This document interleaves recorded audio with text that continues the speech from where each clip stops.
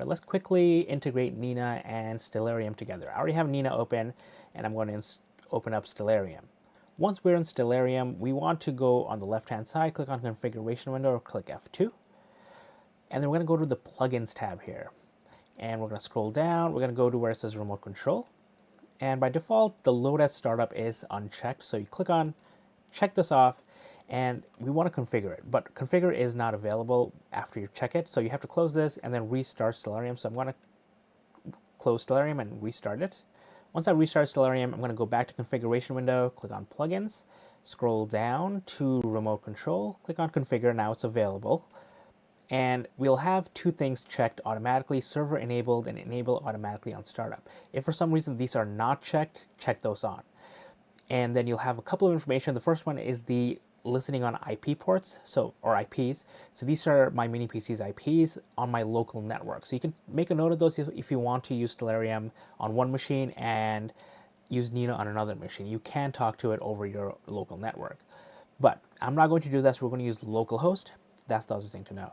And the port number is 8090. This is the default one. So leave this on default at 8090. Click Save Settings at the bottom. And then we can click on to Nina. We're going to go to Options. On the left-hand side, we're going to go to Equipment.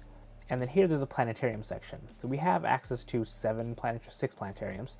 And we're going to use Stellarium. So when you click on it, it automatically fills the local host and the port as 8090. So this is assuming the Stellarium is running locally. And that's basically all you have to do. You don't have to click on save. You don't have to do any other options.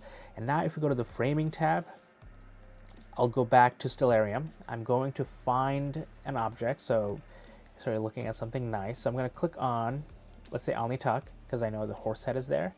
I'm going to go over to Nina, and it's this little button here over the coordinates on the right hand side. Says import the currently selected planetarium object to update name and coordinates. I click on this. It brings in the name, the RA and declination coordinates. The field of view is something that I set in my last session, so it's a little bit wide, and then it already automatically starts to load the image from whatever image source that you have selected. For me, it's HIPS 2 Fits Sky Survey. I really like this one, but you can use any of the other ones as well. And there you go, success, coordinates acquired. We can zoom in, we can see that Alnitak is indeed in the center. This setup is great for finding things that are not in Nina's. For example, if I'm looking for a star like, let's say, Deneb, you can see that it's not filling out because it doesn't exist. So I can go to Nina, I can go to Stellarium, I can find Deneb. It is right at the horizon there, but you can see that it's selected. It is selected up here. Go back to Nina, click on this, and now it's going to point to Deneb. There you go, pretty easy, right? So now you can slew and center, you can add target to your sequence and image as you go. And the last thing I'll mention is that you need to have Stellarium running in order for that to work. So if I close this and you click on this, you'll see that it tries, and then you'll get a failure message in a couple of seconds because it's not able to connect to Stellarium because the Stellarium server is not running. So if you get this error, make sure Stellarium is running. If you have any questions, please ask in the comments below. Huge thanks to everyone on Patreon, on Buy Me a Coffee, and on YouTube for supporting me through my astronomy and astrophotography journey. If you'd like to join them, check the links in the description below. And until next time, clear skies.